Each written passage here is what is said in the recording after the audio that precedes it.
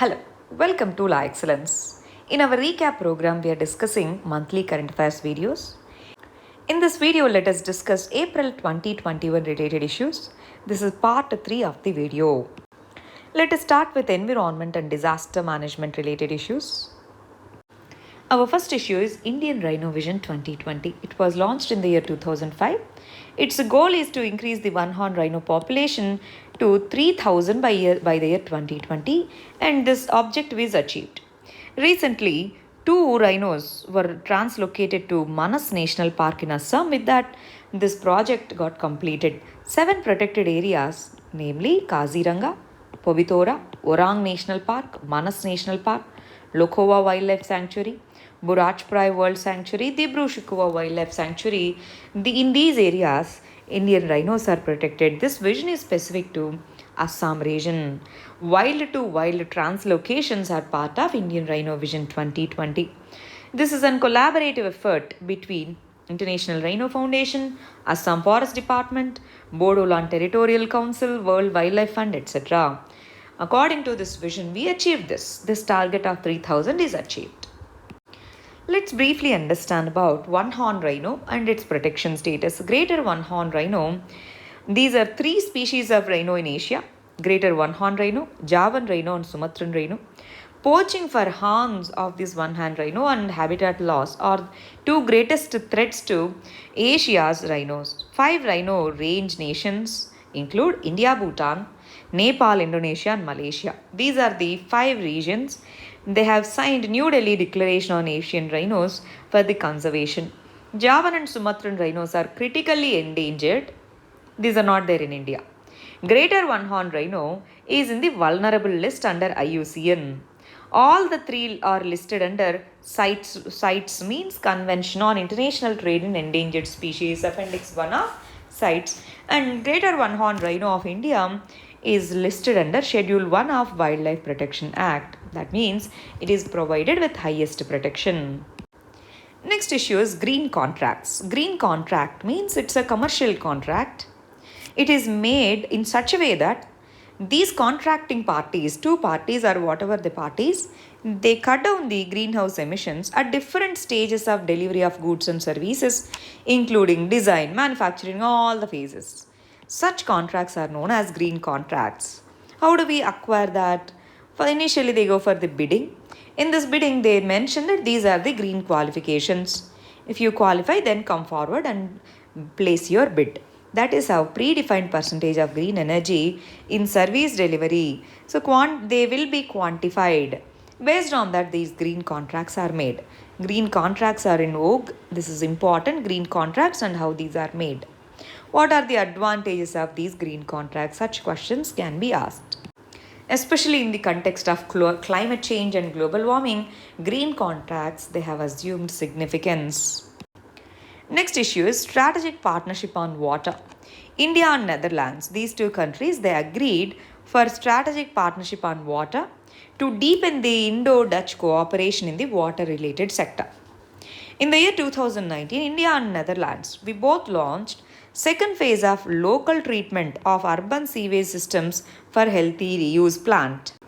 India and Netherlands, under review of bilateral engagement, they expanded the cooperation in the field of economy, water management, agriculture, smart cities. Out of them, water management is one of the area where India and Netherlands are cooperating. Recently, the strategic partnership on water was signed between India and Netherlands. Next issue is emission norms for coal-fired power plants. Recently, Ministry of Environment has released certain guidelines for the coal-fired power plants. What are they? 1. Task force will be constituted by CPCB, Central Pollution Control Board, to categorize the thermal power plants into various categories. Based on the emissions and based on the limits on the emissions, they will be categorized into 3. And these thermal power plants, they are declared to retire before December 31st, 2025 are not required. Those which are going to wind up by 2025, they are not required to submit such plans. All other power plants, they have to comply with these norms. In the case of non-compliance, penalty up to 0.20 rupees per unit per unit will be levied on the electricity generated beyond these deadlines. The government will provide the deadlines. If these power plants are unable to meet these deadlines, penalties will be imposed. Next issue is State of Global Climate 2020. This is the report released by World Meteorological Organization. One such report was first released in 1993. According to this report, in the past 6 years, including in 2020, 6 warmest years were recorded. Temperatures reached 38 degrees in Siberian region of Russia. That's huge. It's in the north of Arctic Circle. This is the huge temperature. And reports have provided for 5 key indicators of irreversible changes in the global climate indicators. 5 key indicators which have made the climate change irreversible. We call this period as Anthropocene. That means because of humans' activities, climate change is happening on a rapid rate. In the recent report, all key climate indicators and impact information provided, they show that climate change has become irreversible. There are high impact events and severe losses. We are going to experience them. That is why we should focus more on climate adaptation and climate mitigation. Recently, IPCC 6th assessment report was also released. We will discuss that data. But in this State of Global Climate report, in the last 10 years, 6 years are the warmest in the recorded history. Huge, right? According to this report, greenhouse gases emissions increased. Ocean heat content is recorded. Over 80% of the ocean area experienced at least one marine heat wave. Marine heat wave means increase in the abnormal increase in the temperature of the ocean water. Sea level rise is huge. Arctic region is experiencing Arctic sea ice extent has come down to the lowest second on the record. In the Antarctic region, large chunk of glaciers are melting, icebergs are happening. These are some of the key findings of Global Climate State 2020. Next issue is India H2 Alliance. H2 means hydrogen. Hydrogen is a sustainable source of energy. So to expand India's hydrogen economy and the supply chain, number of industries have come together to commercialize the hydrogen technologies under India H2 Alliance. All these industries, they came together. This is an energy alliance of the industrial firms. They're led by Chart Industries and Reliance Industries Limited. This alliance means group of industries. This will aid the government efforts towards achieving 1. Development of National Hydrogen Policy and Roadmap by 2030. Creation of National Hydrogen Task Force and Mission in PPP format, Public-Private Partnership. And it establishes large-scale exhibition of projects for the hydrogen development. It creates National Hydrogen Fund. It develops the hydrogen-linked capabilities, that is, hydrogen production, storage, distribution, etc. India H2 Alliance is not government initiative. It's an alliance of private sector in India. Next issue is sustainable food ecosystems. This is a concept which gained significance in the event of climate change. We know that climate change is going to impact negatively on all the sectors, including on the agriculture. In this context, food ecosystem consists of various actors. Ecosystem means interaction between living and non-living systems. In this context, food ecosystem means all the persons, systems involved in production to disposal, production, distribution, aggregation, processing, consumption, distribution, disposal, all these are part of food ecosystem. In sustainable food ecosystem means a food system that provides the food security and nutrition, plus it becomes economically sustainable, socially sustainable, environmentally sustainable, and it considers the future generations, and the needs of future generations are not compromised. When we use the word sustainable, using the resources for the present generation without compromising the needs of future generations. Sustainable food ecosystem means in the process of food production to consumption, every step needs to be sustainable, environment friendly, economic friendly, and social friendly. Next issue is Second World Ocean Assessment.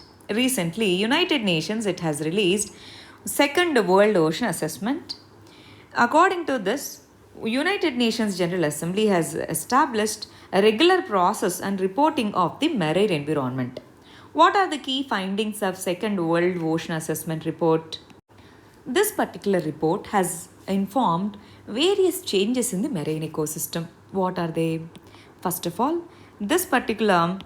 according to this report, dissolved oxygen concentration COD BOD has decreased to expansion of oxygen depleted zones, dead zones, oxygen depletion zones, and sea ice and its extent is rapidly declining in Arctic but less in Antarctic, comparatively less. Global warming is affecting circulatory systems, that is, ocean currents are affected by the global warming. Salinity changes are happening in the ocean. Sea level rise because of the thermal expansion. Sea level rise happens because of two things. Please understand this carefully. Sea level rise is one because of melting of glaciers and other ice bodies melting, plus as the temperatures increase, the water expands, that is known as thermal expansion. Sea level rise is because of melting plus thermal expansion. And then ocean acidification is increasing.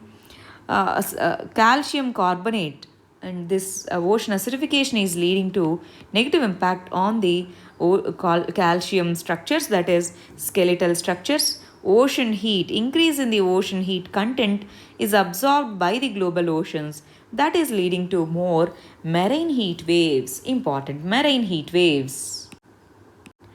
Next issue is Earth Day. Every year, April 2022 is celebrated as Earth Day. It's an international event around the world to pledge the support for environmental protection. 2021's theme is Restore Our Earth. Restore Our Earth is the theme of this year. And this theme focuses on natural processes such as green technologies, innovative thinking that can restore the ecosystems. It is the 51st anniversary of the Earth Day celebrations. Next issue is India's biggest floating solar power plant. Important. Recently, India's biggest floating solar power plant by the capacity of 100 megawatts is being developed by NTPC Ramagundam in our Telangana. This project is in line with India's commitments to achieve 175 gigawatts of renewable energy by 2022.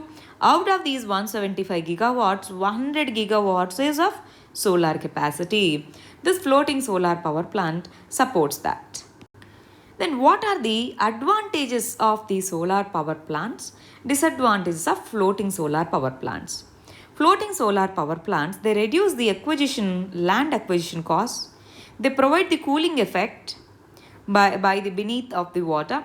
Reduced grid connectedness. If we establish these somewhere in a remote region, grid connection becomes difficult. Now, grid connection cost would be reduced, but then to build these, cost would be more. Safety issues, as these are on the water, safety issues, degradation and corrosion of the instruments. These are some of the concerns of floating solar power plants. In this context, let us understand the initiative that the Government of India brought in to promote the solar energy. First one is National Solar Mission under NAPCC, INDCs under Paris Climate Agreement, launch of International Solar Alliance, government schemes such as Solar Park Scheme, Canal Bank Scheme, Canal Top Scheme, Grid Connected Solar Rooftop Scheme, etc.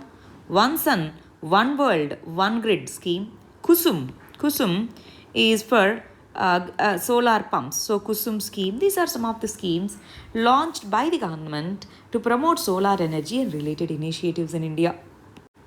Next issue is Nilgiri Elephant Corridor case. Nilgiri is Tamil Nadu, Kerala, Karnataka, Tri-Junction. So in this context, in Tamil Nadu region of Nilgiris, recently Supreme Court has appointed a committee. Why? Because government has declared certain part of Nilgiri area as the elephant reserve. But the landowners, they say that if you declare this as an elephant reserve, what should we do? Our land rights are negated now. So in this context, there's a conflict. That's why Supreme Court has appointed a technical committee. So in this context, let us understand where these Nilgiris are there. Where is this Nilgiri Elephant Corridor? Nilgiri Elephant Corridor is situated in Sigur Plateau. Sigur Plateau. It connects the Western Ghats and Eastern Ghats, and it sustains the high genetic diversity of elephant population. It is situated near Mudumalai National Park and in the Nilgiri district. It has Nilgiri hills towards the southwestern part, Moyer River Valley towards the northeast side. Elephants cross this plateau in search of food and water. That's why this region is declared as Nilgiri Elephant Corridor, but the landowners complain that their land rights are negated because of this. Next issue is Carbon Watch app, Chandigarh. Chandigarh has become the first state or union territory in India to launch a Carbon Watch.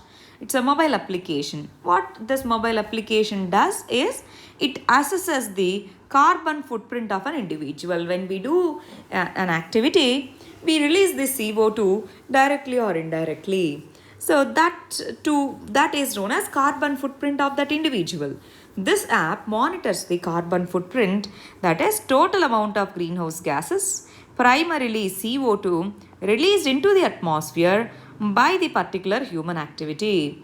According to WHO, the World Health Organization, carbon footprint is a measure of the impact that the people's activities will have on the amount of CO2 in the atmosphere. It is usually measured as the tons of CO2 emitted per year, generally for individual or for group of individuals or for a nation. Carbon Watch app important. Chandigarh, Union Territory of Chandigarh. Next issue is desalinization of plants. Recently, Maharashtra state government has announced to set up a desalinization plant in Mumbai, and it has become the fourth state in the country to experiment. Already Tamil Nadu and few other states, they have this experimental stations. Desalinization means it takes up the saline water from the sea and it sends it from the treatment plant, and then it releases the brine, that means very high saline water, into the ocean again.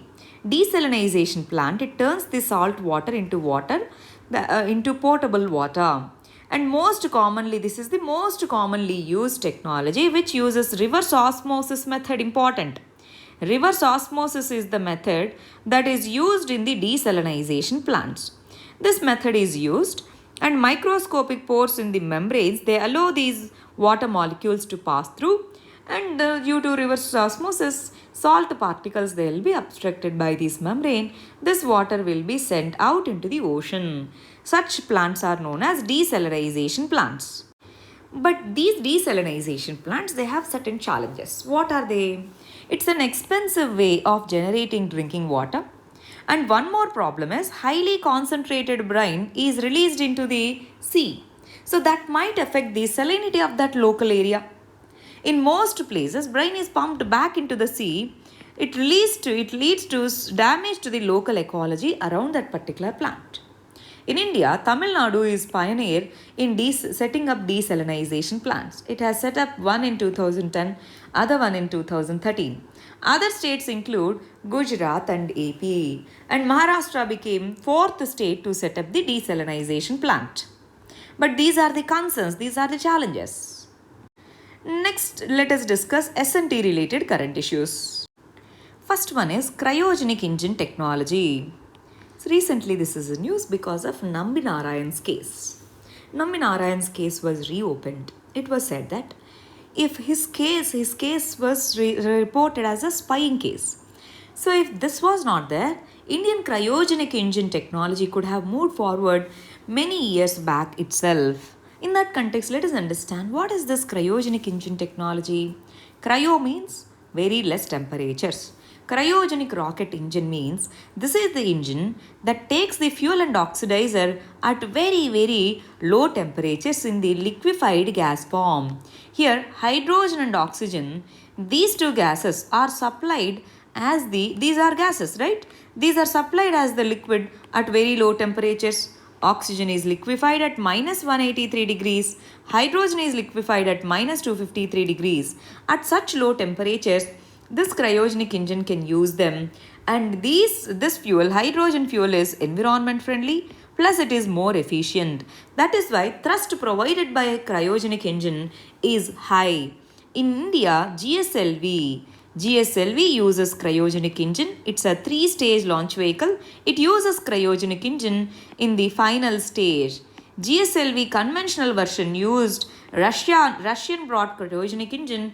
GSLV Mk3 advanced version is using the indigenously made cryogenic engine. GSLV Mark III has indigenous cryogenic technology. In the third stage, we have 3 stages in the GSLV, 4 stages in PSLV. GSLV uses cryogenic engine. Next issue is Russia's space station. Russia has recently announced that it is going to leave International Space Station by 2025 and it's going to build its own space station. In this context, let us understand what this International Space Station is. International Space Station was launched in the year 1998 with the involvement of Russia, USA, Canada, Japan and European Space Agency. And Russia earlier had monopoly with regard to manned flights to International Space Station through its Suez module. Now, SpaceX became the first private company of USA to carry astronauts to and fro from International Space Station. In this context, it is loss for Russia, yes or no, in terms of income and in terms of power. In this context, let us understand briefly how this ISS works. International Space Station is the biggest man-made object that flies in the sky. It is placed in the low Earth orbit. It orbits around the Earth once in every 90 minutes. And partners of International Space Station include USA, Russia, Canada, Japan and European countries. Since 2000, continuously this International Space Station is occupied. It is habitable. It is used for space research. China has built its own space station. Now Russia has announced to build its own space station by 2025.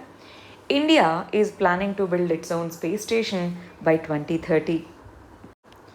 This is China's space station. Tinhe is China's space station, major component of China's space station. Recently, China has launched an unmanned module of its permanent space station and it is going to complete this entire space station by 2022.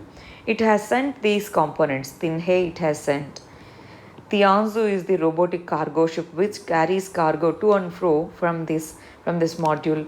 Shenzhou is the crew capsule which carries the astronauts to this Tinhe. Other components are yet to be sent. Already, China has launched 2 separate space stations known as Tiangong 1, Tiangong 2. These are simple modules. These were experimental modules. Now, this Tinhe is the major component of China's space station, permanent space station. Next issue is China's Mars mission. China's lander has successfully touched down the surface of the Mars. That's why it was in news. Tianwen-1 is the name of the Chinese Mars mission and lander. This is known as lander and rover known as Zhurong. This is Zhurong. This one landed successfully with these instruments. It is going to conduct experiments for 90 days. If we observe the landing sites of various missions on Mars, Perseverance is over here, Viking missions, Insight missions, Curiosity, these are here. Tianwen landed over here. Rover's name is Zhurong. Tianwen is the name of the mission. Zhurong is the rover's name. It is landed in Utopia Planitia in the Mars northern hemisphere. Soviet and USA Mars missions have landed in many other regions on Mars. These are these regions. Next issue is Ingenuity helicopter. Recently, NASA has announced that Ingenuity helicopter has taken autonomous flight on the surface of the Mars. Ingenuity is solar-powered helicopter that has become the first aircraft to make a powered and uncontrolled flight on another planet. Ingenuity, it was carried by NASA's Perseverance rover and it will collect samples and the locations where the rover cannot reach. In some of the craters, etc. It is going to collect samples from there. Perseverance, on the other hand, this rover Perseverance, it will study the signs of ancient life and collect the samples, and this will bring back these samples to the Earth. This mission benefits the future robotic and human missions to Mars, Perseverance and Ingenuity. Next issue is MOXIE. MOXIE is also related to NASA's Perseverance mission.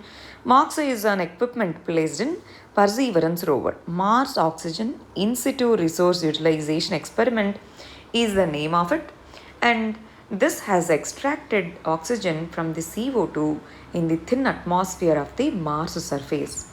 In this context, this helps in planning the future missions, and it helps in scaling up the versions of MOXIE so that we need not carry oxygen to sustain there. We can produce oxygen on that planet itself. Let us briefly understand the Martian atmosphere. In the atmosphere of the Earth, we have 78% of nitrogen, 21% of oxygen, 1% of other gases. But on the Mars atmosphere, we have 96% of CO2, less than 2% of argon, less than 2% of nitrogen, and less than 1% of other gases. That means CO2 percentage is very, very less. But we have CO2. From CO2, oxygen can be extracted. That is what the MOXIE has done. So these are the components placed in Perseverance mission. This is MOXIE. This is the module that produces oxygen from the CO2. Next issue is Aditya L1 Support Center. Recently, ARIS facility, that is Aryabhatta Research Institute for Observational Sciences, this has been declared as the support center for Aditya L1 mission. What is this Aditya L1 mission? It is a mission to Sun. What is this? Let us briefly understand. We want to study Sun's outer atmosphere, especially this part known as corona. For that, we want to place a mission in the Lagrangian point, L1 point, where the gravitational forces of both the bigger celestial objects, in this case Sun and Moon, these gets balanced at such certain points. These points are known as Lagrangian points, and the orbit where these Lagrangian points are located, this orbit is known as halo orbit. These points are known as Lagrangian points. Here the impact of gravity of Sun and impact of gravity of Earth, they both gets equalized. That is why these points are known as stable points. ISRO is going to launch it using PSLV in the next year. It has planned to launch it in 2020 because of corona and other issues. The launch was delayed. By 2021, it is going to launch this mission. Next issue is Oxygen Express and O2 transport norms. In the month of April, Ministry of Home Affairs has released guidelines for the transportation of oxygen. So in this context, let us briefly understand about liquid oxygen and why it is useful as a medical oxygen. Oxygen has low melting and boiling point. So in general, in the room temperature, oxygen is in the gaseous state. But at cryogenic temperature, that means at minus degrees, it can be liquefied, it can be made into liquid so that it can be transported and stored easily. Liquid oxygen is abbreviated with LOX, and liquid oxygen is stored at minus degrees, and liquid oxygen has pale blue color and is strongly paramagnetic. That means it can be suspended between poles of two powerful horse magnet. Now let us see the uses of this liquid oxygen. Liquid oxygen was initially used as an oxidizer and in the first liquid fueled rockets invented in the year 1926. In various industries, liquid oxygen can be used as an industrial gas and it is used as an oxidizer in the rocket engines. But as we said, it will be liquefied only at the cryogenic temperatures and it can be stored only in the cryogenic containers. Cryogenic means production and behavior of materials at very low temperatures. In this context, cryogenic liquid containers are specially designed containers for the safer transportation of cryogenic gases. Here, in case of oxygen, we use pressure swing adsorption technique. What is this pressure swing adsorption technique? This is to produce oxygen non-cryogenically in gaseous form using selective adsorption. So in this way, in the gaseous form, we can produce the oxygen. It is a quick and easy way of producing it. And what are the O2 transport norms? These cryogenic engines, these cryogenic containers and cryogenic tankers, they need to be transported at a minimum speed. Otherwise, as this liquid oxygen is an oxidizer, any small incident can lead to blast. That is why instead of directly transporting these cryogenic tankers, we have placed them on the railway racks, and then with higher speeds we transported them so that these accidents can be minimized. Next issue is satellite-based internet connectivity. Recently, our Telecom Regulatory Authority of India has released a consultation paper for satellite-based connectivity for low bitrate applications. That means for faster applications we can use optical fiber cable as we are using now. For low bit connectivity we can use satellite-based internet services. That means instead of underground copper and fiber cable network, satellite-based broadband connection, it operates by sending the signal to and from the internet satellite. And these satellites can be placed either in geostationary orbit or in the medium Earth orbit or in the lower Earth orbit. There are many initiatives to promote satellite-based internet. They include 5250 services, which is also known as OneWeb services. It is to place the satellites in the low Earth orbit to provide the internet services. Second one is Starlink project venture of SpaceX. Project Kuiper, it's a project of Amazon launched in 2019. Project Loon, it is shelved in this year only. Project Loon is Google's hot air balloon internet service provision facility that has been scrapped recently. Now, what are the benefits of satellite based internet? One, it leads to wider deployment and it covers wide areas. For example, now hilly areas and other areas, reaching internet is very, very difficult. But this way, using normal towers, normal antennas, we can receive the satellite signal. It enables adoption of internet and Internet of Things technology. It enables stronger bandwidth capabilities. It helps the mobile broadband even in the remote areas. But there are certain issues. What are these issues? These are very costly at the moment. There are lack of enough domestic satellite capabilities, especially with regard to India. And accumulation of space debris is one of the major issues. Due to satellite brightness, light pollution can happen. Satellite based internet, it has poor latency or a high ping rate, and minor obstructions in the weather during, let's say, thunderstorms, etc. It can affect the signal and quality of internet. Many of the existing satellites might not be ready for direct communication with these internet satellites. These are some of the issues with regard to satellite based internet technology. Next issue is muons. Recently, muon G2 experiment conducted by US Department, it has showed that muons, which are fundamental particles, are different from the predicted model. So in this context, we just need to know muons are the fundamental elementary particles. These are subatomic particles and is classified as one of the leptons. And these are massive as compared to electrons, and these are much unstable and they survive for very few fraction of seconds only. That's why detecting them is difficult. Next is unicorn black holes. Recently, scientists have discovered smallest known black hole, which is known as unicorn. It is in the Milky Way galaxy where our solar system is located. This black hole unicorn is 3 times the mass of the sun, very small. Generally, black holes are of huge scale, but this is very small. Black hole is a place in the space where gravity pulls so much that even light cannot get out of it. That is why we call it as black hole. And this is invisible and they are electromagnetically dark. Space telescopes with special tools can only find the black holes. Next issue is Reaching Zero Forum. WHO and other partners have organized Reaching Zero Forum. This is for malaria elimination and it was launched on 25th April on World Malaria Day. In this context, malaria is a tropical disease.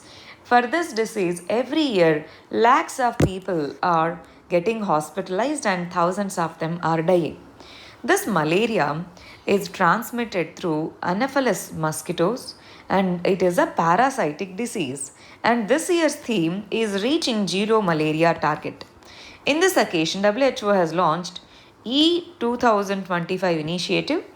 Under this, 25 countries have been identified and 5 years of timeline is given for them to eliminate the malaria by 2025, and this will receive the specialized support and guidance from WHO.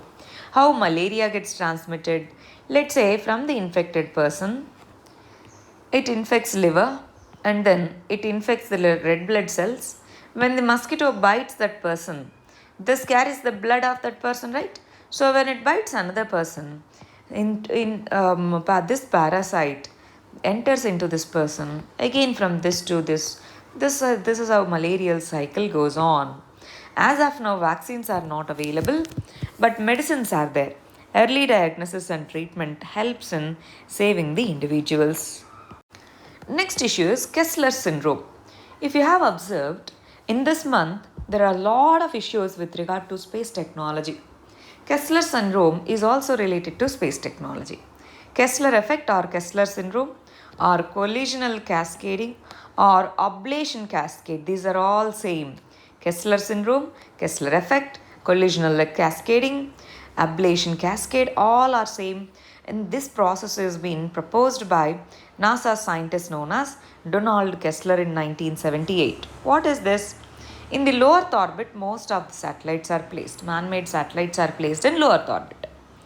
But as the space junk is increasing, it leads to collision. Collision of one leads to cascading effects. It collides with another, it collides with another. That is how it leads to entire catastrophic destruction. That is known as Kessler syndrome. Why this was in news? SpaceX is launching thousands of satellites as part of its Starlink program. So in this context, what if this leads to chain reaction?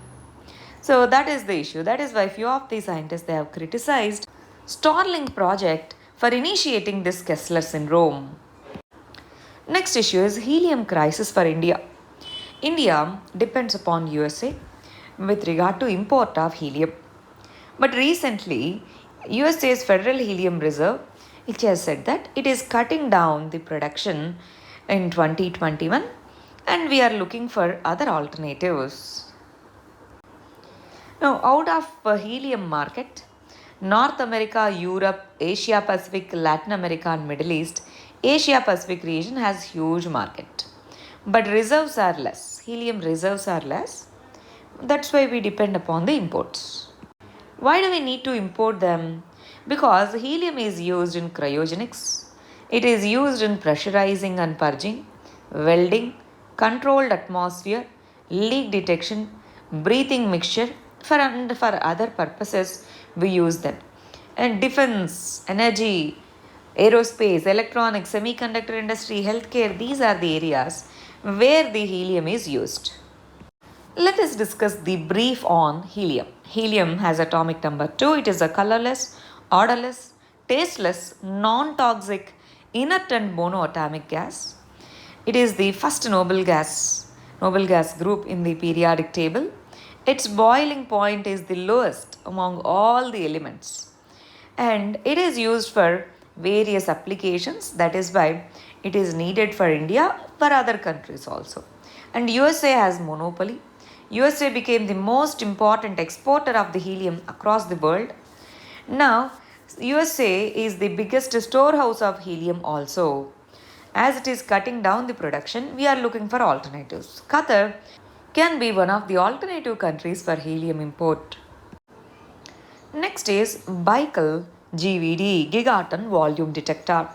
Recently, Russian scientists have launched world's biggest underwater neutrino telescope called Baikal GVD.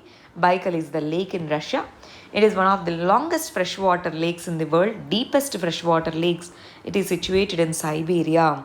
Construction of this telescope started in 2016. Recently, it was launched. Baikal GVD is one of the three largest neutrino detectors in the world. What are the other two neutrino detectors? One is IceCube at the southern pole. Second one is Antares in the Mediterranean Sea. Let us briefly discuss what these neutrinos are. Neutrinos are one of the fundamental particles which make up the universe. They are also one of the least understood. That is why, to understand neutrinos and their characteristics, we are experimenting with the neutrino observatories. Neutrino observatories and Baikal GVD, IceCube, Antares, these are underwater and under ice neutrino observatories. Neutrinos can pass through either solid or liquid, any medium. So as you watch this video, thousands and lakhs of neutrinos pass through your body without any effect. Next issue is Noura Al-Martoshi. UAE has identified 2 astronauts for its manned space mission, and it is going to send one women astronaut. So her name is Noura Al-Martoshi. If sent, she could become the first Arab woman in space. Next issue is NISAR mission. NASA and ISRO, they are collaborating on developing a satellite which is going to be launched in the year 2024. NISAR, full form is NASA ISRO Synthetic Aperture Radar. Synthetic Aperture Radar. This is a technique for high resolution images. This synthetic aperture radar, they have high precision. They can penetrate through cloud, through darkness. That means throughout the day and night, we receive the data on the weather conditions. This is how NASA ISRO Synthetic Aperture Radar mission looks like. And this is the antenna, radar antenna reflector. And in this case, we have to understand that this mission is for polar studies. This mission is to study in the changes in the environment. This NASA's NISAR mission studies polar atmosphere, changes in the Earth's surface, and environmental conditions. Next issue is right to repair. Companies that sell refrigerators, washing machines, hair dryers, televisions, etc. in the Europe, they have to ensure that spare parts will be available and these will be repaired for 10 years from the date of purchase. This is known as right to repair. What happens if the spare parts are not there, if the repairing capabilities are not provided? Even for a small damage, they have to replace the device. Yes, that means consumers has the right to get repair, right to repair. That is how European Union has formulated the rules. Even in India, we are thinking of introducing such rules. In USA, already right to repair rules are there. European Union has introduced them recently. What is the significance of this? It will help reduce the vast mountain of electrical waste. It will save consumers money. It will contribute to circular economy. So no wastage. So every part is used for other purpose. Next one is fuel cell based air independent propulsion system, AIP. Recently DRDO has achieved an important milestone, that is development of air independent propulsion system. We have two types of submarines. One is conventional submarines which uses diesel to refuel the batteries in the submarine. Second one is nuclear submarines. They use nuclear power generated electricity to recharge the batteries. So especially the diesel submarines, they have to come to the surface of the water so that it can burn the diesel, it recharges the batteries and it goes back. But during warfare, this will be less strategic to come out every time and to recharge. That is why air independent submarines which uses fuel which doesn't require any necessity to come up to the surface to breathe the air, such systems are known as air independent propulsion systems. DRDO has indigenously developed air independent propulsion systems. These AIPs will be set up in the new submarines that we are going to manufacture in India under P75 and P75I. P75 and P75I programs, these are indigenous programs to develop indigenous submarines in India. We are going to develop the submarines indigenously under P75 and P75I. Fuel cell based AIP systems, that means we are going to use fuel cells by using water and we separate hydrogen from it. That is how we use the fuel cell AIP. This is also one of the technologies that we can place in submarines. Next issue is lithium reserves in Karnataka. Recently, Atomic Minerals Directorate it has issued clarification that lithium reserves are there in Karnataka. What is lithium? Lithium is a key element for the new technologies, especially in telecommunication, aerospace industries, etc. It has thermonuclear application. Lithium is used for storage of energy. Lithium batteries are used for storage of energy. In this context, lithium ion technology is also in use because recently government has floated Kanzi Videsh India Limited. Videsh means Videsh. That means this agency extracts the minerals, goes and mines the minerals in other countries and bring them back to India. They make the agreements with those countries. They pay their similar to ONGC. And Kanj Videsh Limited, it has made an agreement with Argentina, which has one of the largest lithium reserves in the world. In India, lithium reserves are less, so we depend more on the imports with regard to lithium ion batteries. Especially we depend upon China. Now we want to reduce this import because we want to go for electric vehicles on a large scale. In this context, every time depending upon lithium ion batteries on other countries is not going to be economical and strategic. That is why this particular agency is going to mine lithium and we are going to use it. Lithium ion battery, this has applications in various areas in electronic gadgets, telecommunication, aerospace industry, industrial applications. And this technology has made portable and small electric devices possible. For example, in our mobile phones, we are using lithium ion batteries only. Yes, lithium ion battery. Our last issue is nano sniffer. Nano sniffer is the world's first micro sensor based explosive trace detector. Important. World's first micro sensor based explosive trace detector. It is developed by IIT Bombay by a startup known as NanoSniff Technologies. Its core technology is protected by the patents in the US and Europe. NanoSniffer, it's an advanced, affordable, 100% made in India product. It detects the explosives less than 10 seconds. Within 10 seconds, it detects the explosives. And it has a display. On that display, it reads the information. These are the issues of April month. Thank you very much. All the very best.